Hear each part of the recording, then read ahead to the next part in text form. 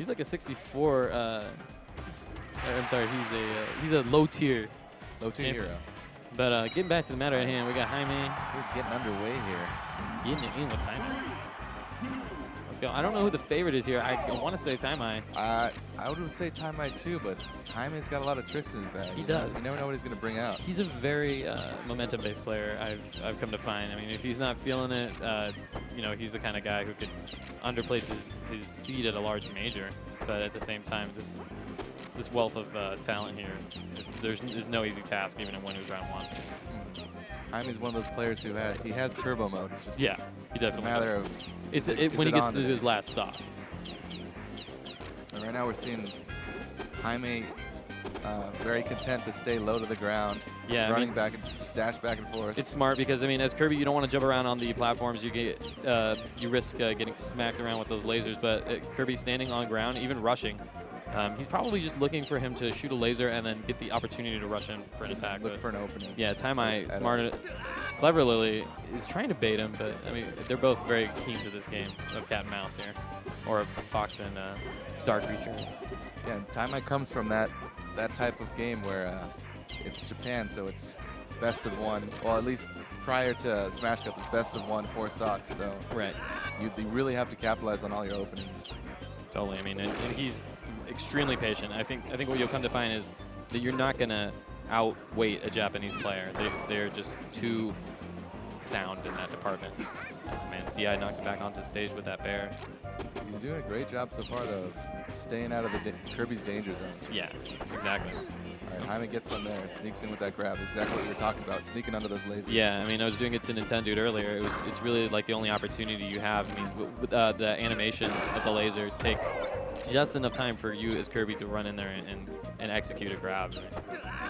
And back throw Fox, you know, off the side of the stage to anything. That's the key, this matchup. I mean, TaiMai cleverly enough, not really ever remaining on one side of the stage in particular, trying to stay in the middle, which you'll see a lot of Foxes do.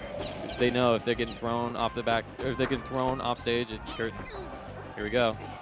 I mean, Jaime is, he's a surgeon when it comes to edge guards, but I mean, unedge guardable Fox finds a way to get back on the stage. Yeah, I think he was nervous about TaiMai landing on the stage, so he pulled the trigger on that downer, and TaiMai was able to DI onto the stage. You'll definitely see a lot of respect given to top-level Fox players when it comes to recovery mode. Sometimes it just seems like a better option to allow them to recover and try and punish them getting up from the ledge, rather than risking out there and getting smacked by the Firefox or putting yourself in a vulnerable position. Yeah, his second jump is so fast that if you go out there, he could just jump over you, and then he's got so much horizontal maneuverability after he's in special fall from his down B or his up B. Yeah, this is a clinic in edge guarding right here and playing on the ledge. Jaime just knows the exact frame to jump out there and catch it. He's just barely avoiding those jabs from TaiMai. Yeah, nice bear there. Drop back here, catching that, trying to sneak to the ledge. Jaime finally takes that first stock after like almost 3 minutes. I mean, as far as the North American scene goes, Jaime's one person here who's known for waiting. You know, yeah, totally. Very patient. Exactly. And he thrives off that. I think you'll find like a lot of, immaturity in the way that we play in North America, in so much as that we are not very patient. We like to go over-aggressive. Exactly, and more patient players will exploit that to whatever ends. Oh boy, combos off stage, another fair. Giant stalls. Oof, man, yeah, so good. Tilts here. Nope. Okay, this is Wispy helped him there with the shield pressure, but TaiMai still escaped there. It was looking dangerous for a moment. Oh, smart. Yeah, TaiMai recognizing that giving Jaime too much time on the ledge there will just allow him to recover every single time. Got to commit to making some sort of yeah, even if you go out there and throw out some aerials and you don't hit, you're still pressuring Kirby to use more jumps, which makes it easier to edge guard him in the long run. Totally, and you're conditioning your opponent as well, saying like, hey, it's not just going to be a free ride every time here. And every night's not prom, listen. All right.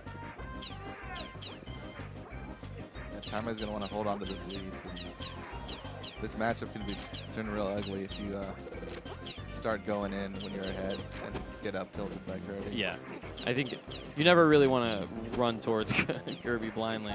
Jaime's doing a great job of avoiding lasers, even though they're coming in waves. Right now, though, it just feels like TaiMai's in control of this match right now. Yeah, he's really dictated the pace of this game. He's not really given any, very few opportunities. Limiting any opportunities is just going to lead to success. I'm getting a little something to start right now. It almost looks like they're trying to time each other out at this point. Oh, geez, we're under 3 minutes. Yeah, it's like it's 2:50. They both came in with a game plan, and they're both sticking to it right now. Right. And I guess I shouldn't say that they're attempting to time each other out, but it essentially feels like they are not playing without or they're playing without looking at the clock. Ooh. Yeah, they're playing like they have all day. Nice shine.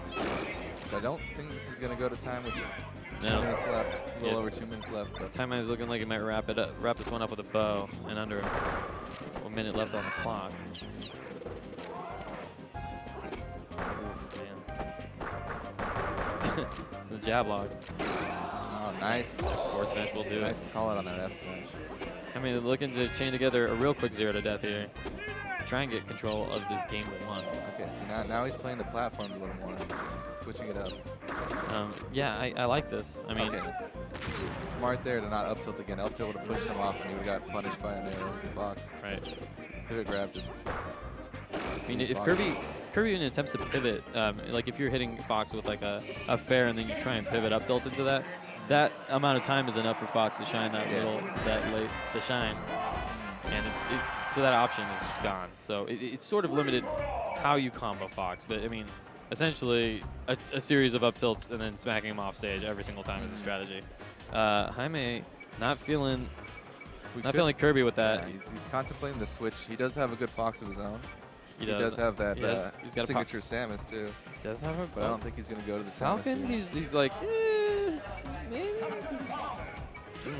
Okay, he's Falcon. Huh. He's going to the Falcon. I don't know if that's okay.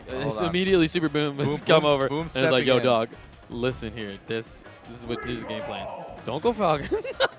Go Ness and Shrek." This is like a late callback here. You know, he was already on the stage. Dude, yo, that was a real quick timeout right before the field goal. The field goal was about to be kicked.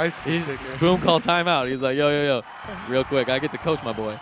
That's a TaiMai right there, showing the love.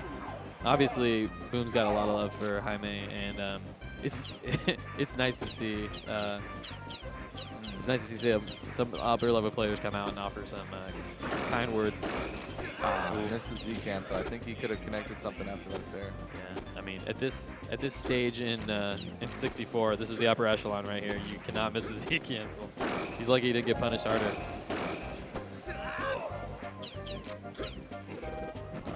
Wow. Nice. Great frame perfect grab on the ledge there. Jaime is really great at maneuvering around that ledge. He's so good. And the thing is that it's frustrating when you play him because he makes it look very effortless. One of the things that makes him so great in teams is you think he's going to miss the ledge or you think he's going to come on stage and he sweet spots every time. Yeah, and he's just good with so many characters too that I'm not surprised at all that we're seeing a Falcon. I don't know if this matchup favors Falcon, especially not after that series of just wreckage from the Fox. Yeah, how am I going to stick to the platforms and look for an opening? He doesn't want to go down there and into the laser zone. Damn. Real quick pivot shine off the ledge there, and Jaime got to take a second and recollect here. I think this was a bust play. Not sure if it's just matchup experience or this matchup not really favoring Falcon, who's so easy to get. All right. Picks up the first one there. Jaime can't turn it around. I'm watching 5-stock janitor. TaiMai's so smart with those lasers. Oof, he's good. Nothing to do it there. Tough spot now for Jaime. He's got to stay composed if he wants to have a chance. For sure. I mean, obviously you want to. He's looking to apply the pressure early, but I don't know. Looking like it might be a JV6. Got to be good. I'm sorry, not JV6, but a JV5. Nope. All right. he didn't get the spot he wanted on that up air. TaiMai escaped that combo. Series of up airs here. Off the stage. Oh, man. The recoveries are so good, but score will not reflect. TaiMai again maneuvering around that ledge. You can throw a hitbox out, but it's just not go around it. Whoa. Shine's going to end this. And that'll do it. Great game. 2-0 TaiMai. And yeah, I mean, it's real tough when you're playing a Fox at that level. There are very few opportunities.